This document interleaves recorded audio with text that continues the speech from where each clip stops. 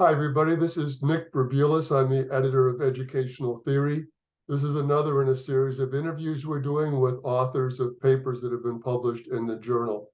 Today's guest is Emily Wenneborg, who has a really interesting paper on a critical engagement with liberal theory and philosophy of education. And I think offers, some really original and thoughtful insights into some of the maybe paradoxes or tensions within that tradition. So Emily, thanks for joining us today. Happy to be here. Okay, so let's get started.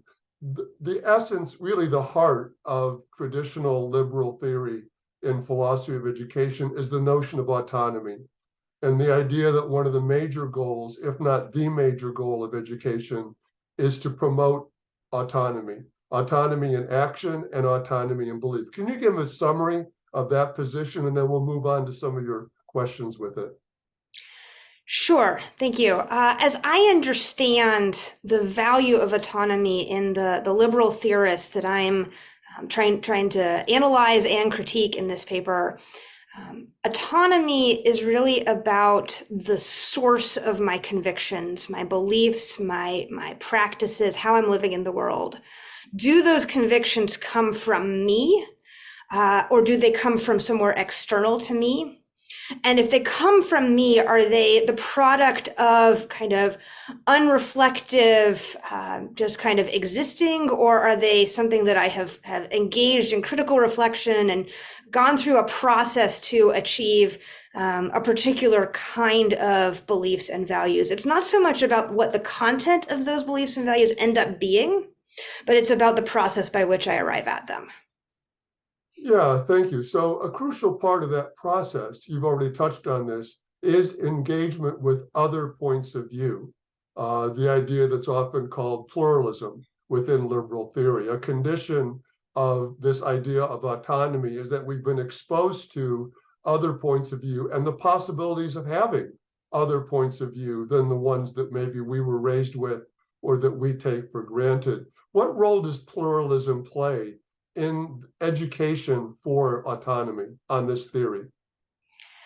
I think there's kind of a dual role of a dual relationship between pluralism and autonomy. On the one hand, pluralism is the condition that we already exist in that makes autonomy matter. If there was just one way of life that all of us were going to be exposed to, that all of us were going to have access to throughout the course of our lives, autonomy wouldn't really matter. We'd just live in that way of life, whatever it was, and we'd go about it. We might be happy or sad with it, but it wouldn't raise a question of other possibilities that we then had to autonomously choose among.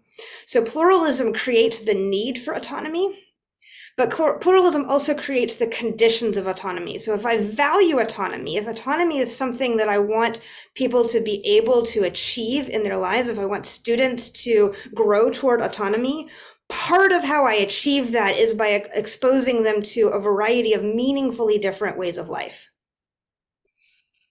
Okay, so now we begin to enter one of the tensions or paradoxes, I think, in your critical analysis. So maybe we should start by you discussing a little bit about what you mean by deep pluralism. Sure. I think this is a really, really important concept for anybody that's trying to think through these matters. Deep pluralism, I'll start by what it's not.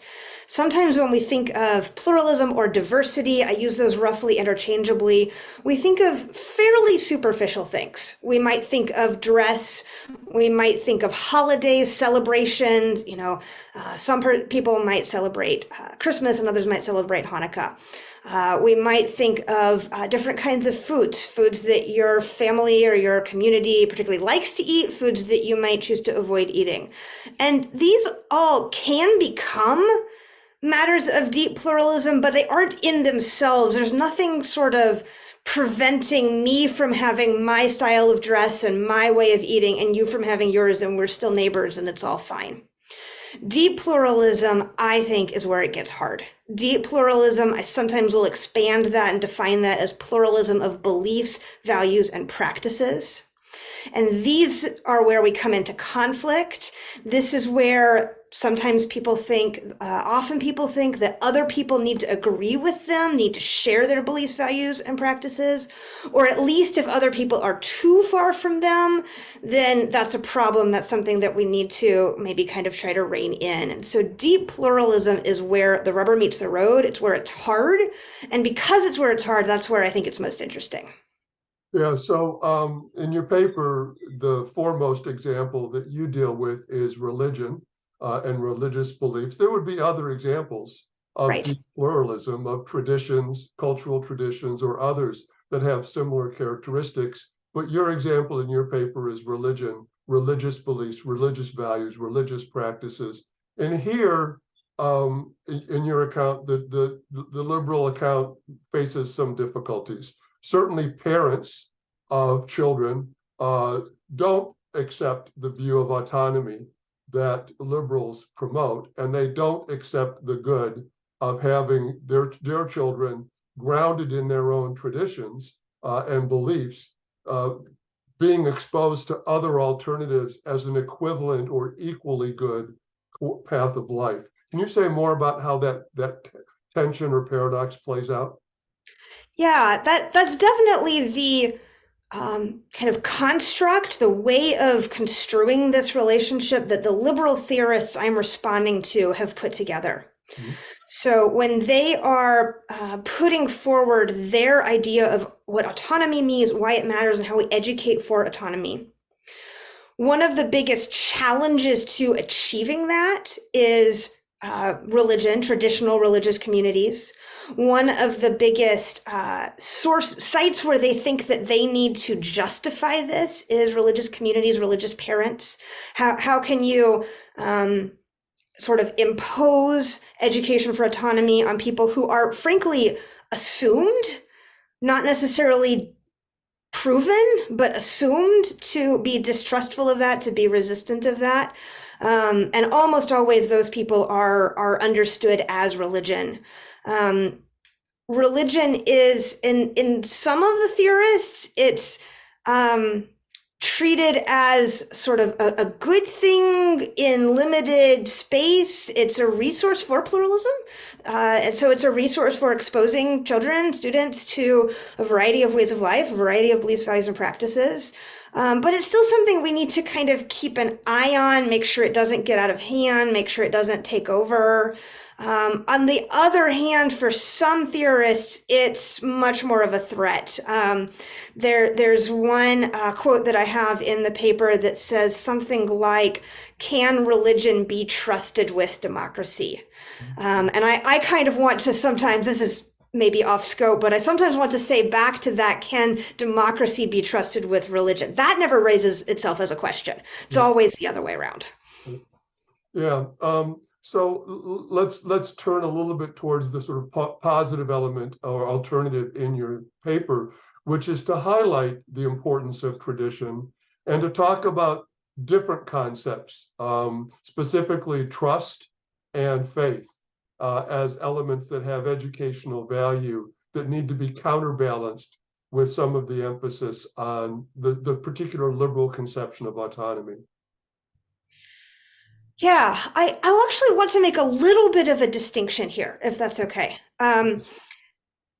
When I start critiquing autonomy in this paper and in other conversations with philosophers of education, it's often assumed, I find, that what I'm putting forward instead is sort of what's labeled communitarianism, sort of a valuing of tradition almost for tradition's sake. That what matters about tradition is that it is tradition, that it has a long standing, ongoing conversation that I can be part of, that I can be inducted into as a young person.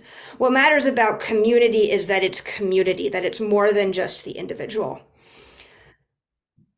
And there is value that I see in that way of thinking about it, but I don't think it is completely helpful. I don't think it goes far enough. And that's why I introduced this language of trust. And what I'm getting at with the idea of trust is that, first of all, I don't think autonomy is actually achievable. I don't think any of us, just this is my basic philosophical anthropology, I don't think any of us make decisions wholly autonomously, wholly on our own, without external influences, without listening to other people, seeing what they think, right? Can I give an example of that? Of course. COVID, things like mask wearing, things like getting vaccinated. So much, this is not empirically verified, this is just my anecdotal sense. So much of people's decision making was not sitting down, reading all of the data, rationally thinking through it, critically thinking through it, and coming to a conclusion. It was looking at what the people around you were doing. Are the people around me masking? I'm probably going to mask. Are the people around me avoiding the vaccine? I might think about avoiding the vaccine. And I think this is totally normal. I don't think this is pathological. I don't think this is a failure of education. I think this is just how human beings work. But that doesn't mean that I think we just need to embed ourselves in tradition or recognize the way that we're already embedded in tradition and community and just accept that. Because I think that's the way human beings work, I think it matters incredibly strongly who you trust and whether you're trusting well. And so I'm actually trying to chart a third way between or other than both the communitarians and the liberals. I'm not saying let's make decisions wholly autonomously. Let's learn how to take a critical distance from our communities, our traditions, our families of origin. But I'm also not saying let's just stay embedded in wherever we came from. I actually think we can learn how to trust better. I think we can learn how to find better people to listen to, how to surround ourselves with people who have our best interests at heart, who care about the good, the true, and the beautiful. And so that's, in some ways, that's a way that I'm distancing myself from both liberalism and communitarianism. In some ways, it's a way that I'm drawing on both of them to offer what I think is a more integrated way of how human beings make decisions well.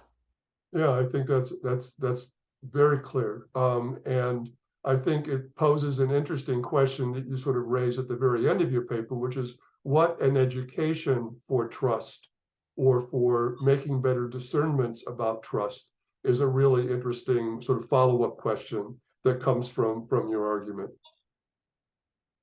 Yeah.